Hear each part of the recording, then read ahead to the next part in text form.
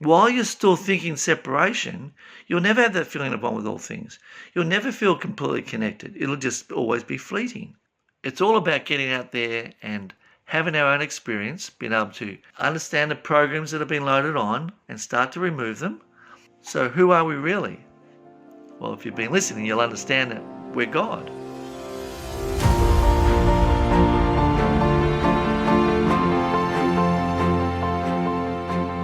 So God's got this social experiment going on, and sometimes getting things a little bit out of control, but remember, it's all about an experience.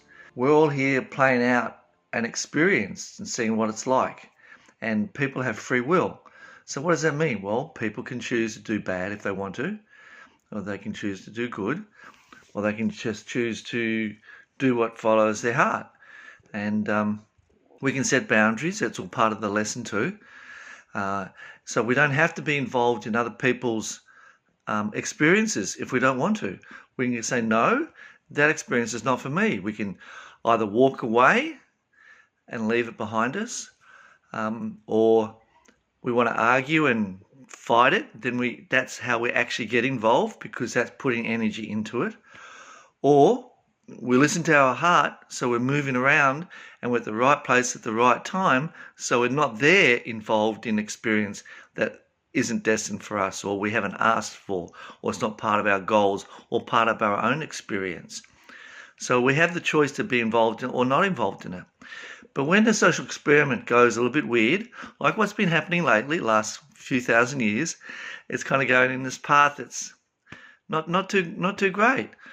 Well, there's a back door. God's always got a back door, right? So the back door is he's going to let it play out, and he's going to leave it up to all of us for us to follow our heart and decide what we want to do. Like, what do we want to contribute to swing around the trajectory of where our society's going? What role do we want to play? Now, we never have to do it on our own, because remember, we're all connected. So all of us connected. We're all actually God. So what does that mean really? Well, it means that God's never going to leave us alone and have us fail, like deliberately set us up for failure. We do that. So what's our out with that? Well, we ask for help. Don't we say that to our kids? Don't we say it to people we care about, people we love, our friends? Just ask for help. I'll be there for you, bro. You can count on me. I've got your back. I've got your six. You know, whatever it is that we say, God says the same thing. He says, just ask me. Now, when we ask him, and we ask with a pure heart, he won't do it for us. He go, no, that's not the deal here. No, this is the experiment of what are you going to do for yourself? So God helps those that help themselves. So he's wanting us to step up. He's wanting us to play the game. That's what the game is. So we step up and we start playing the game. And we ask for help. Now you can see that we're committed. So have you ever played a board game where someone in the game wasn't really committed? They're on the phone, or they're reading a book, or they're having a conversation with someone, or they're another part of the party and coming back just to play the movable game. It's not the same, is it? It's not very much fun for the other people in the board game if that person's not fully committed. God's the same. He says, well, you're not really playing the game properly here. You're not involved. You're sitting back and wanting other people to do it for you. He said, that's not the game. So when we're at the point where we are actually God, where we really get that, not we're a part of God, because that still has us be separated. So if you think of it as a part, it's like a leaf. A leaf, when it starts believing it's the leaf, it forgets that it's actually the tree. It's the same thing with us and God. It's the same thing with a drop in the ocean. So when a drop goes into the ocean, is it still a drop, or is it the ocean? People say, well, no, it's the whole ocean. People say, no, it's still a drop, but it's in the ocean. It's a part of the ocean. No, it's not a drop part of the ocean. It is the ocean. When has anyone ever said, I'm looking out there in the ocean and see that drop out there 2 miles? There's 2 miles out. That one drop, that's the drop I put in there. That's my drop. That part's mine. No, we just call it the collective of the ocean. however many drops that is. It's an infinite number, really. Same thing with us. So everything out there is not a part of God. We are God. That's what being one with all things is. So we use these sayings all the time, but we don't really know what they mean. So what does being one with all things actually really mean? Well, it means we're one with the bed, one with our friends, one with our partner, one with our kids, one with our friends, one with our enemy. We're one with everything. We're one with nature. When we stand near a waterfall or in the nature, you hear the birds singing, sun shining, there's a light breeze. We all know that feeling, right? We've had those moments, sometimes fleeting, sometimes they last a bit longer if we know how to sustain it or what's actually generating it. But a feeling of one with all things is, it's the same thing we talk about when we describe God. So what do we say about God? Well, God is omnipresent, which means he's everywhere. So he's equally present in all places at all times. He's all-knowing. So that's one with all things, isn't it? So when we say that feeling of one with all things, we are saying actually that we are then God. But we won't allow ourselves to go to that extra step of, I am God. So we're trying to ease ourselves into it and say, well, I'm a part of God. Or I'm made in the image of God, but I'm not God. God's up there, and I'm down here, and I'm just a photograph of him. I'm just a painting of him. I'm something that's been made in his image, but God's still there, and I'm over here, which is separation. While you're still thinking separation, you'll never have that feeling of one with all things. You'll never feel completely connected. It'll just always be fleeting. So what's God's wish for us? Well, that we come back home, which is in here. That's what Jesus said. The kingdom of God is within you. We don't really know what that means.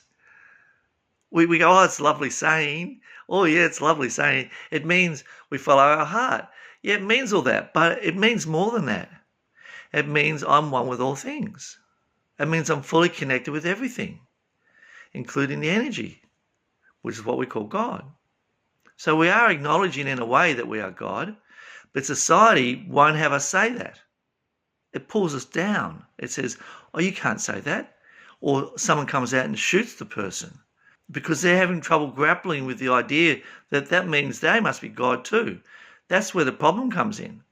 Someone has got so much programming that they're nothing, that they're not good enough, they're a low life, and they take on that's who they really are. And they can't come to terms with the fact that they are actually God. So their journey is a little bit longer. It's a different experience they're having. And it's okay. Everyone's going to have their own experience. We all choose something that we want to experience. It doesn't mean it has to be pleasant. It doesn't mean anything. It's just an experience. It's only society that puts the slant on it of good or bad. Good or bad is a man-made thing. It's not a God thing. If God made things good and bad, he's creating separation. How can he do that? How can he separate himself from himself? It doesn't even make any sense. So if you go looking at what really is God, well, God's energy. So God's one with all things. Everything around us we're looking at is a creation of God. So I listen to that saying, we're made in God's image, and I think there's actually a mistranslation there.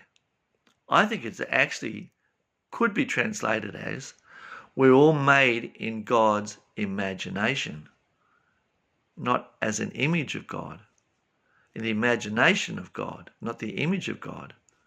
So God's outside of the universe.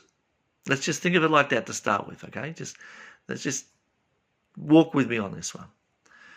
So God's sitting out there outside the universe, and he's in nothingness, because outside the universe there is no space.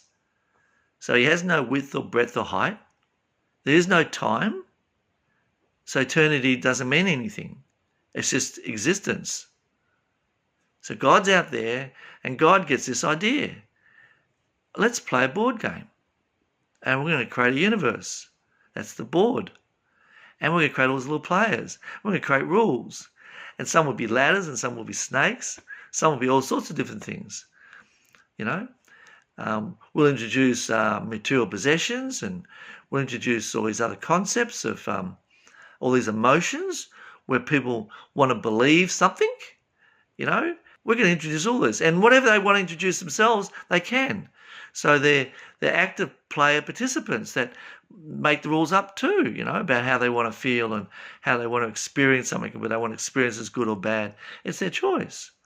But there are certain rules, though, that we all agree to follow, like gravity, like these other rules. And that's okay.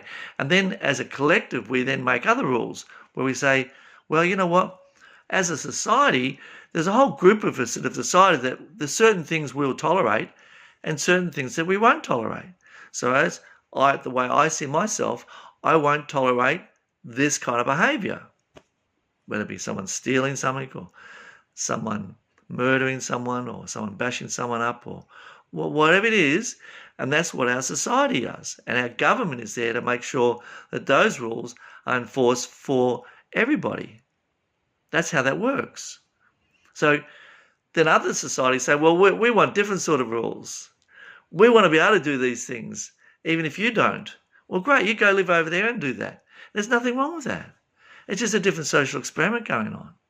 But we can also say, we don't want to have any part of that. So you go play that over there, but don't come over here and try to play it.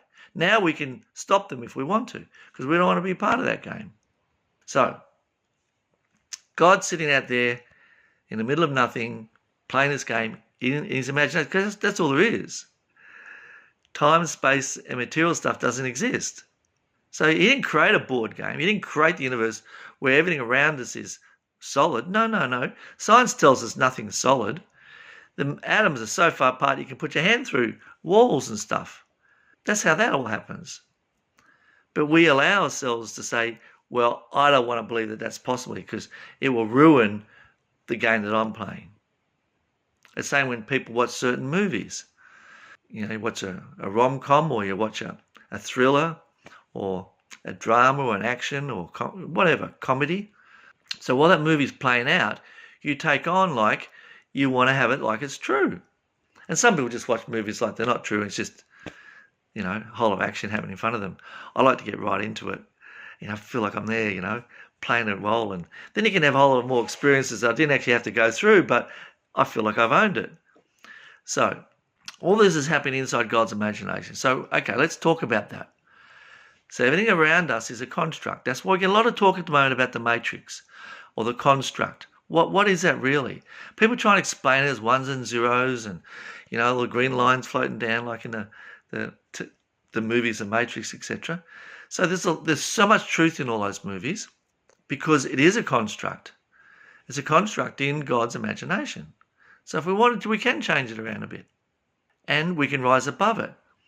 And yes, there are people out there who are trying to control it all. That's part of their experience that they're wanting to have. God's allowing these things to happen. So if you want to talk about the devil, what is the devil really? Well, the devil's God. It's just another part that's going off and having a different experience. So I want to experience controlling everything. Okay, well, off you go. Go have that experience. So because it's all happening in God's imagination, he does have the ultimate say in it all. He says, well, I like the way this game's going. He can just wipe the board and start all over again. And really, when you go back through history and archaeology and all the rest, you'll see that civilizations die off and they start again. That's what the Matrix talks about with Zion. Gets a certain place, they stop the whole thing, restart it all with a certain number of people and let the game play out again. God does the same thing with civilizations, with universes. We even hear now there's multiple universes. They're all happening at the same time. Well, let's talk about that. Time, space. Well, if time and space don't really exist, then the past, the present, and future all existing together at the same time. Now, if you can get your head around that and just accept maybe that is true, now you can see you don't have to worry about the future. You don't have to worry about the past because the past doesn't exist. It actually never did. If there's no time, the past can never have existed. Isn't that interesting? So what's it all about, really? Well, it's about having experiences. It's about learning things. It's about playing a particular role. Just like what actors do when they go on stage. Someone wrote the script and other people put their hand up and said, I want to play that role. There might be a whole lot of people want to play that role. One person gets it. And there might be an understudy. Same thing happens in real life. So, what's this really all about? Well, it's about a journey that we've all decided to embark upon. And the more we understand what's really going on for us, other people don't matter as much. Okay, they matter. But the most important thing is what's going on for me, my journey. The moment I start getting involved in other people's journey, I'm actually interfering with their experience. Now, if they ask me to come into their experience and partake in something, I have a choice. Do I want to get involved or do I not want to get involved? If we decide to get involved, great, get involved. That's all part of my experience. But if I decide not to, I don't have to. So we're all having our experiences and we're all moving through these experiences, learning more about ourselves. So when we're born, we don't remember all this stuff. It's part of the game. The same thing happens when we play a board game. You ever played a board game and got lost in it? Particularly happens with Monopoly. What a game that is. People get so upset, like it's so real, like it's real money, and these people are doing all this stuff to me, and it's horrible, and I'm so upset, I'm angry with them. Sometimes it takes them days to get over a game of Monopoly. Why is that? Because you're dealing with stuff that's really part of the innate human experience. Greed and, fair play, because everyone plays on their own in Monopoly. There's no teamwork. There's no connectedness as such. So you feel alone. There's a whole lot of stuff in it, but we won't go. That's a whole other video, right? But let's talk about what's actually going on with how the board games work, how we get lost in it, right? So we come down to birth canal and we don't remember our past or what's happened. We've got an inkling of it. We have a sense of it. And as we start to grow through child, we come across things that we've had from other lifetimes. We've met people that we've met before, and we know them. We don't know how we know them, but we know them. We come across places, we can describe it, and we've never been there before. Why is that? We've been there in a past lifetime. That's how it works. So we have all these experiences, and we're moving through this board game. We get really involved in it, and we lose our sense of self. And then all this programming comes onto us from our mum, our dad, from the people around us, from our siblings, the teachers, everybody. Everybody contributes to these sub-programs that we load onto our hard drive, which is our mind. It's not our heart. The heart doesn't carry any of these programs. They load them onto our mind. This is our hard drive. And all the sub-programs are running. Now, these sub-programs are running all the time. It's just like the virus checker on your computer. It's continually running. We don't even know it's working. But it goes and does things in the background we don't even know it's doing. And all of a sudden the computer's working fine. It's all happening what it's supposed to. So things happen as we're growing up. And we take on certain beliefs. We take on certain beliefs that that's who I am. Like, I'm just not good enough. Or there's something wrong with me.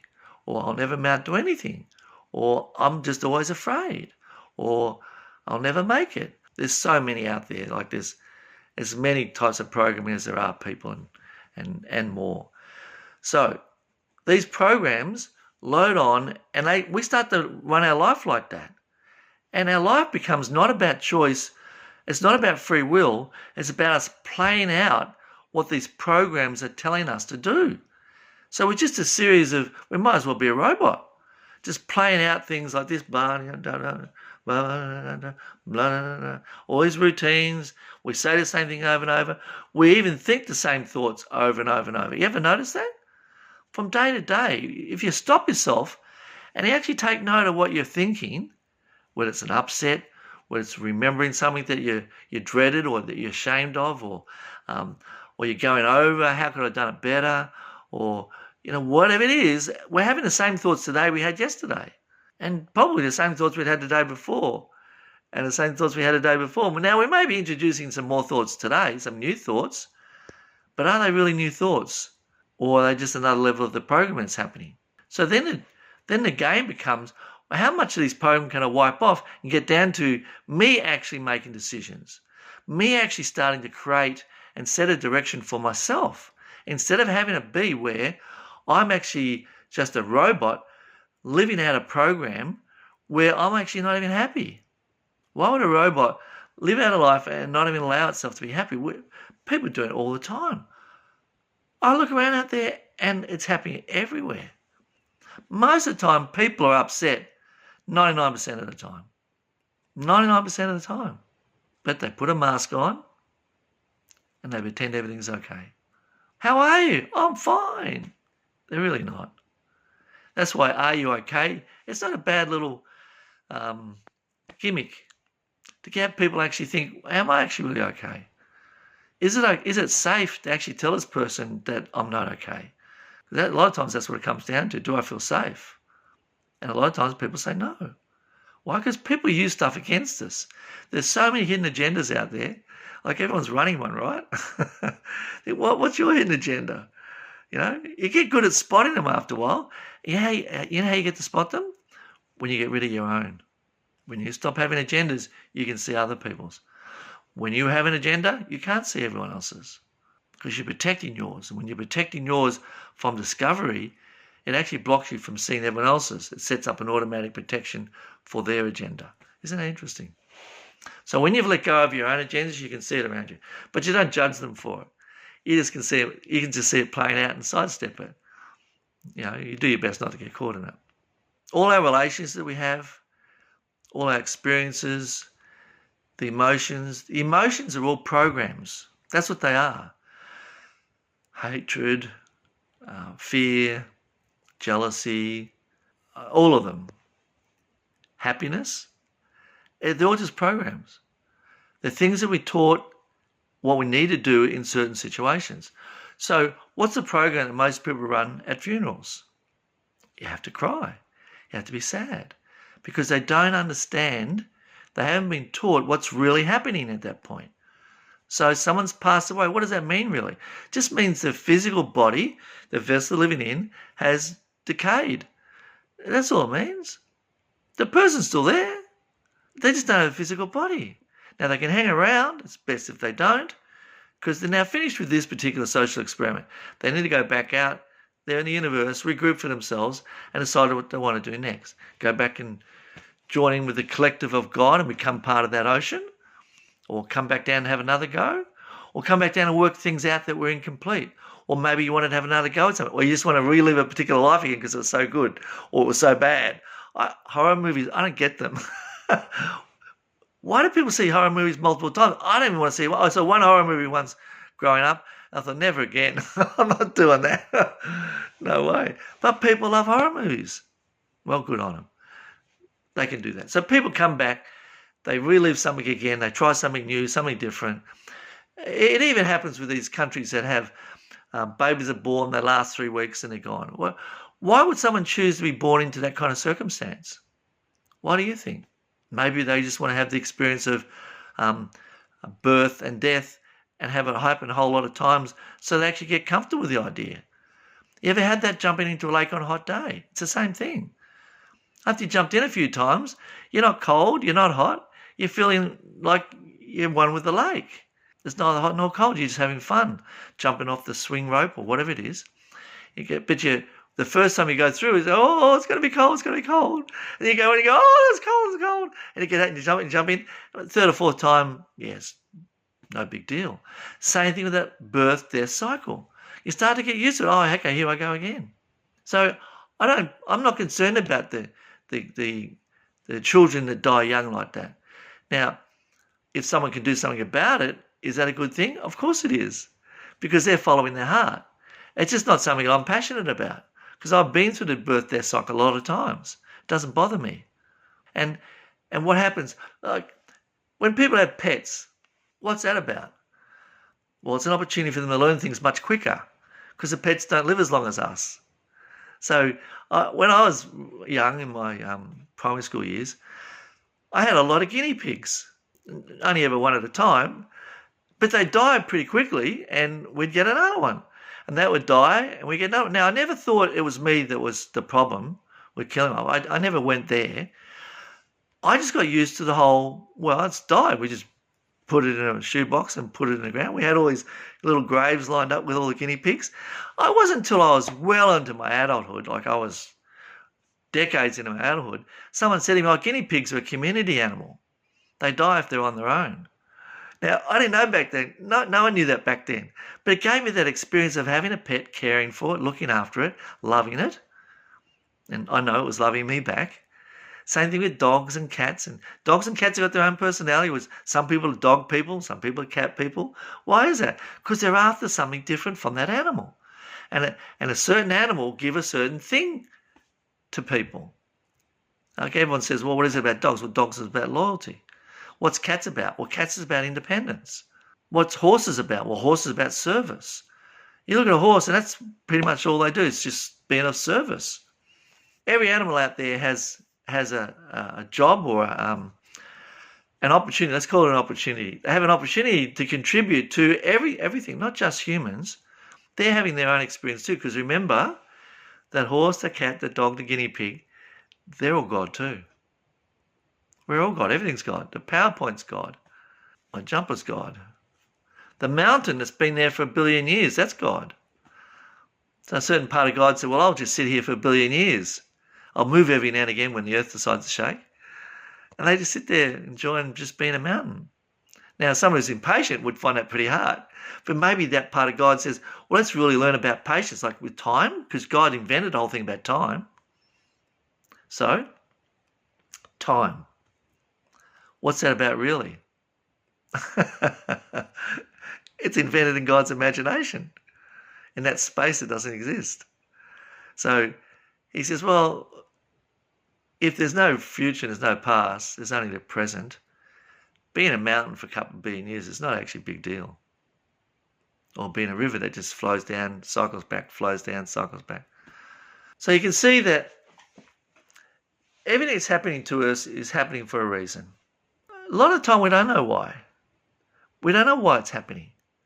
So what I do is I look at what's really going on here.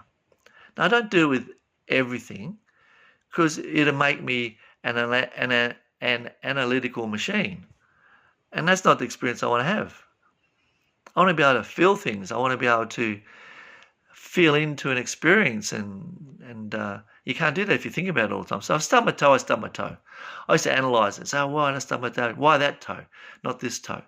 And I have a book that goes through and tells you what each bone and everything has as a spiritual concept, but you can go overboard about that. And every now and again it's helpful. Trust me, it's helpful, but not all the time. It's all about getting out there and having our own experience, being able to understand the programs that have been loaded on and start to remove them. And I go through all sorts of processes that show people how to do that. And it's best if you just do everything one thing at a time. Don't try and tackle everything all at once. If you've got a whole lot of trauma in your childhood, don't deal with it all at once. No, that's kind of verging on suffering. You know, the thing about suffering in this lifetime is it's optional. I can have an experience and suffer, or I can have the exact same experience and not suffer. It's a choice. Now, a lot of people don't know they have a choice, and they can get upset by what I just said then. Well, that's a choice too. So I'm offering a way to be able to have your experiences and not be upset. And go, that was an experience. It's neither good nor bad. It's neither right nor wrong. It just is. Because that's all God is. God just is. And if you want to describe God, I found the best word for it is the word is. Just is. Okay, so let's have a look at all that fits in with healing. And what am I doing about healing? What's healing really mean? Well, healing is really about being out of sync with who we are. Congruency. That's what we're looking for. So when we're well, we're congruent. When we're unwell, we're not congruent. Some people say dis-ease is not at ease. Well, that's absolutely true. So aligning the head and the heart with what it is that we've come to do, with what our passion is, and following through and doing that and allowing ourselves to be connected, we won't get sick. When we allow things to encroach on our space, into our mind and into our heart, then we end up getting sick, because that has us be incongruent with who we really are. So who are we really? Well, if you've been listening, you'll understand that we're God. So do you think God ever gets sick? Do you think God's out there in the universe in nothingness and one day says, I've got a head cold today. I think I'll just take a bit of a break and let the universe look after itself for the next 24 hours while I look after myself. Do you think God says that? No, God doesn't say that. How can God be equally present everywhere and listening to everybody's prayers? How can God do that? Because it's him praying to himself. Think about that for a minute. It's him praying to himself, so he knows whether you're sincere or not. So this list that everyone talks about, so when you get up to the pearly gates and God looks at the list, he doesn't have a list. He doesn't reject anybody. And there's no such thing as hell. That's just something made up by religion to keep you all afraid. There's only one state, and that's love. That's all there is. Love is energy. That's why it's so hard to describe. You try to describe to someone about being in love, it's not an easy thing to do. When you explain to someone who's never been in love. So, getting well. So if you are not at ease with yourself, or you're incongruent, and you are unwell, how do you bring about wellness again? Well, you just start the process of finding out what's really going on, accepting it, dealing with it, letting it go, and moving on. The thing about healing is you don't have to solve everything completely each particular time. Just solve it just enough to be able to keep moving forward. It's like what's an example here? Let's use an example of a car. So the first thing you do with the car is you put petrol in it. Now you're moving along and you get a flat tire. Okay, you deal with a flat tire. You know your car needs servicing, but now's not the right time to do it. Why? Because you know when you're at a service station.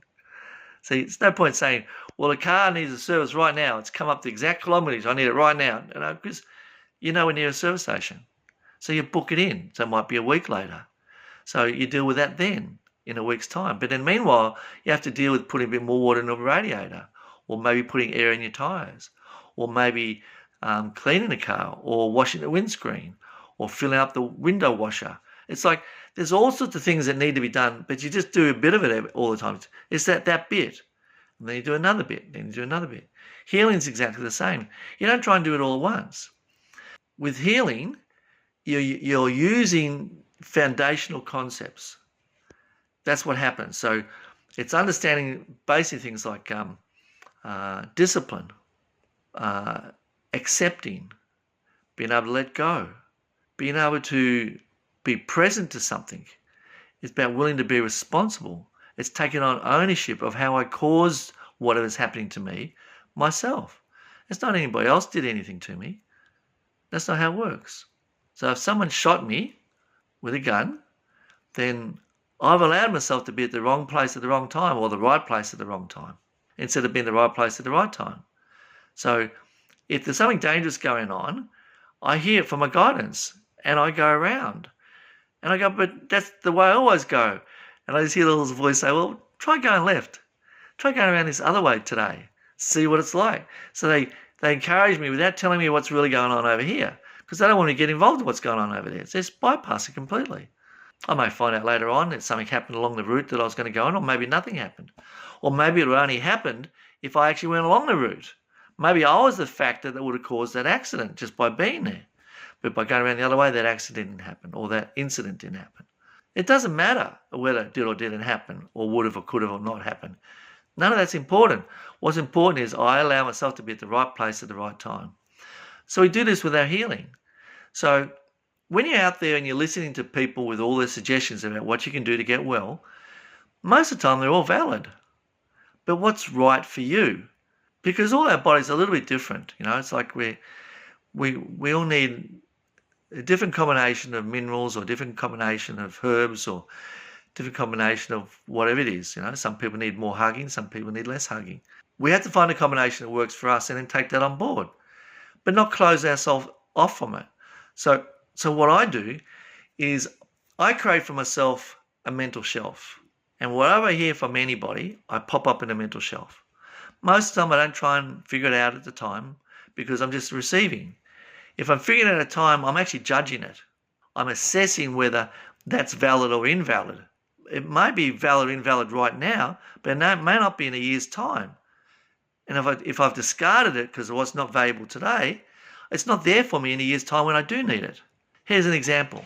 Jigsaw puzzles. How many have done jigsaw puzzles? Most people have, right? Some people do them very quickly. Some people do them over a couple of weeks. Some people a couple of months. And you find these little pieces, you pop them in place, and away you go. As you move along and you're working on a jigsaw puzzle, and you find a piece, and you look at it, and you try to find where it fits in the jigsaw puzzle, and you can't work it out. You look at the cover of the box where the picture is, and you can't work out where it is. And so finally you come to the conclusion, it's in the wrong box. So in the jigsaw puzzle factory, this piece fell off that conveyor belt and into a different box, and it's just going to confuse people, right? So the best thing you can possibly do is throw it out, put it in a bin, get rid of it. So you're not confused anymore. So you got rid of it. The bin goes out, truck's gone. A couple of weeks later, you get near the end of the jigsaw puzzle, and guess what? You have one piece left to go in, and there's no more pieces left. And you go, oh, that piece I threw out, I know where it belongs now. But guess what? It's too late. It's gone. You don't know what that piece looks like. You have an incomplete puzzle. But what happens is people, when they hear something they don't believe today, they throw it out, they never get the picture complete. In fact, they spend their whole life not knowing what the picture of the jigsaw is that they're supposed to be living in. That's why they get to 50, 60 and they go, what's life all about? I don't get it. What was the point? All this stuff's happened to me and I can't see the point on all the stuff that's happened. Because they threw out so many pieces, so many gifts that were given to them by different people, and they judged it. And they thought, oh, I don't believe that. And they threw it out instead of being open-minded. So I put everything in my mental shelf. Well, does it all fit? Of course it does. Because in my mind, there's no space. There's no time. It's infinite storage. So I just put it all in there. You don't have to worry about organising. Your mind does all that for you. So when at the appropriate time, it's just stay relaxed and stuff pops up and it just comes out your mouth. And sometimes you think, gee, where did that come from? And then if you ask the question and you want an answer from your guidance, I'll tell you. I remember what happened 5 years ago. Someone said something, well, you stored that and now it's useful. That's the time for me to put that piece in the jigsaw puzzle. So I end up with a complete picture. I know what's really going on. It's the same thing with healing. We have to stop rejecting stuff. We have to stop making evaluations and assessments and saying, well, I don't believe in that. You know, it's like, I don't know if you watch Star Trek or not. I love those shows. I loved all those sci-fi shows like that where they use a tricorder and they run it up and down a person's body and the person's well again. Oh, that's just fanciful. Well, yeah, it is. But who's to say it's not true? Why can't there be a machine there like that? A device that does that? Why not? Well, let's wait and see. There might be a time when we're ready for it and then it suddenly appears. Things don't appear before we're ready for them. So, collective consciousness, that's what that is. The more of us think a particular way, the more power is behind what we're creating, rather than one person doing it on their own. So that's why one person creating on their own is a spearhead. They're the point of the spear, but there needs to be people moving in behind and following. Not following that person, following their heart in doing something similar. Different parts of the world don't even have to know each other. That's why you don't want to ever think to yourself, I'm here on my own. I'm struggling with whatever this is on my own. You don't have to be. That's not how it works. We're all connected. None of us are on our own. In fact, the last podcast, I talked a lot about that. The value of us interacting together as we learn, and we learn much faster. Because as I share with other people, that triggers something off for them that they hadn't even thought of. And when they're sharing and I'm listening, it triggers off things for me that I hadn't thought of. Now all of a sudden, it's like 1 and 1 doesn't equal 2. It's like 1 and 1 equals 4, or 1 and 1 equals 10. We're dealing with quantum situation here, not linear. If you get that we're living in God's imagination, quantum is, well, we can have anything happen that whatever we want to have happen. That's what this quantum entanglement's all about. So this person, this side of the universe over here, thinks a thought, and that changes a butterfly a quadrillion light years away on the other side of the universe, and it does it all instantly. That's what quantum entanglement is. Everything existing all together at the same time, and we're all connected. And we're not connected with distance and space. We're connected in a oneness where we're all the same organism. I know, it's hard to get your head around, isn't it? You'll probably listen to this podcast multiple times and think, I just don't get what he's talking about. And that's okay. The people get it are at that point of that journey where they go, oh my God, this guy's really speaking to me. There's something about this guy that is what I've always been thinking, but I've been afraid to say it out loud. Why is that? Well, because if I say it out loud, I'm going to get ridiculed. People are going to start talking about me in a not so nice way, or I'll lose my friends, or I'll just look like an idiot because whatever program we've got running underneath is we can't speak out because I might be wrong. Doesn't matter. Just speak out. Get comfortable. Practice speaking out. So some of you will be looking at this and saying, you know what? I want to explore this a whole lot further. I want to get into this and say, what does that really mean about me and my life? How can I make a difference? How can I improve what's going on in my life? Because right now, my life's okay, but in a way, it sucks. It's really not what I dreamt about. It's not really what I imagined my life to be like. I wanted something different, and this is what I have. Well, you can go about changing it. It's not that hard to do. You have to know what you're doing. It's just the same as a person who walks into a gym for the very first time and sees these people lifting these big barbells and they're doing all this stuff and whoa. If you walk straight up there, if a brand new person walks straight up there and started lifting those barbells like that, they'd injure themselves because they're not ready. They haven't done their preparatory work. So when you're doing spiritual healing and you're doing this kind of investigation and you're seeing how elastic or plastic your mind is to bend around some of these ideas and think, okay, let's just take them on board. Think of it like a jumper. I'm going to try this belief on for a couple of days like it's actually true and see how it feels. At the end of a couple of days, you might say, I'm not ready for this belief. No, don't say this belief isn't true. I'm not ready for this belief and take that jumper off. So now I'm going to go back to the belief that I had. Then you might come across another belief. Let's try that on for a few days. And then you'll say, I might even wear this belief for a couple of years. And then you'll get to the point where it's worn out, like what happens with our jumpers. They get worn out too, don't they? So then we try, we go, I need a new jumper. So we go looking for a new jumper. We're looking for a new belief. What can I try on now that would really further my experience that I'm up for having? And then we come across another belief. Now, that might have been one we stored up in our mental shelf. We pull it down, we try it on. And we start living that for a week, month, a decade, a lifetime. Some people take on beliefs very early in their life and they stick with them their whole lifetime. Nothing wrong with that. That's their choice of their experience. That's how it works. We're all making choices for ourselves. And you know, when you've got kids, they're making choices for themselves too. We might not agree with them. We might not like the choices. Doesn't matter. It's not our life. You know, what's our job as a parent? Well, it's to love them. That's the most important thing. It's to love them. It's to feed them. It's to give them shelter, guidance, give them guidance. It's not telling what to do. It's helping them understand how life works. Like there's boundaries, how to set them, how to be caring, how to be compassionate, how to develop unconditional love. This is what we teach them by our own example. And if we're not very good at it, that's okay. We'll get better at it with each lifetime. But the children who choose you, they'll say, this person's put that together just well enough for me right now, and that's where I'm at. Just like what I said earlier, some of the stuff I'm talking about might be just too much for someone. He's just talking really weird stuff. They're not ready to hear what I got to say.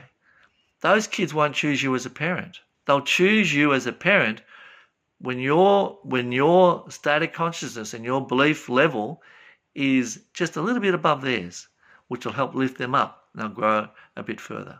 And parents learn from the kids too. I don't know if you realise that or not. I learn just as much from my daughter as what I have from myself, really, because I'm open to it. I don't mind where my teaching comes from. Why would I? That's like saying, I don't want that teacher. You know, you walk into a class and say, I don't like this teacher, I want to go to a different classroom. You can learn whatever you want to learn from any teacher if you're open-minded enough and you can suspend judgment and say, well, there's God's gift coming out of everybody's mouth if I'm willing to listen for it. It's like gold mining. Sometimes you got to search through a lot of quartz to get the gold, but at the end of the day, it's worth it. You just put the quartz aside. Don't go get involved in the quartz. It's like all the people who you come along and you got some good advice from. That's great, but it doesn't mean you have to hang around with them. What does the saying say? Some people come into us for a day, some come for a season, and some come in for a lifetime, and they go. And that's perfectly okay. It's getting used to letting go is an important part of this experience down here. Because if we don't, we keep getting caught in trying to recreate stuff that we've already had the experience of. We don't need to do that. And then we start to become possessive. And that creates all sorts of other problems. It's trying to make other people have an experience that they don't want to have anymore. No, we need to let it go and have another experience with someone else and whatever else is going on. So anyway, let's sum up here. I've talked a lot today. I went in a bit more detail about some things that I talked about last month in the first podcast. I've also introduced some ideas today, like about God. That's going to stretch your mind a little bit. So I ask you, don't reject it. Don't reject it outright. If you're not ready to play with it, pop it on a mental shelf. If you're ready to play with it, try it on like a jumper. See what happens. I'm going to be doing in the future broadcasts more on healing. So, hello folks, I'm John Shortell. I've been working with healing myself and help facilitating healing with other people since 1987 professionally. Before that, I was just healing myself, working on things all the time. I had a mother who was able to teach me a whole lot of stuff, how to work with things spiritually, and I put those into practice as I was growing up, and I got fairly good at it all. But I didn't know how to teach anybody else. And so I found a mentor, and that mentor showed me a way to make it really easy to teach other people, not from the point of view of this is how you do it, but this is how I did it, and you can do it this way too, using these same tools and techniques in the way that works for you, so you find your answers just like I found my answers. So it's not about other people finding my answers and then implementing them in their life, because that won't work. Everybody has to find their own answers, and that's what I've learned to do. I've learned to create an environment where people can work through a process, through some lessons and things, learn their own answers, adjust their own life, and have the life that they want. So if you're feeling frustrated, if you're feeling like people don't really get you, if you're feeling maybe a little bit lost, like what's this all about, or there's so much stuff going on out in the world right now, you're feeling overwhelmed and just like a little bit of guidance or a bit of clarity, or maybe you're just not feeling secure with what's happening. All these things are part of the experience, and we're here to play around with finding ways that work for me, and then you're finding ways that work for you, and then us sharing them, and then we come up with something bigger and better. That's how it works. So if any of this interests at all, I suggest you to download the free ebook. It's got some great information in it. It's got a technique called spiritual cleansing. And that spiritual cleansing technique will bring calmness to you, and it'll bring you a state of quiet where there's much reduced noise in your mind, and you'll be able to hear your spiritual helpers or your guidance or your angels, whatever you want to call them. You'll be able to hear them much more clearly. And yes, we can hear them. It's not just about talking to God. It's also about being able to hear God. And he speaks to us through angels, or what we call entities, souls around us, or, whatever it is. Not souls that have passed on. I'm talking about souls that have taken on working with us specifically. Anyway, I hope you've enjoyed the podcast. I've enjoyed doing it. I was actually going to do a full pop one tomorrow with proper lightings and everything, but I just got inspired right now to share and talk. So I look forward to catching up with you on the next podcast.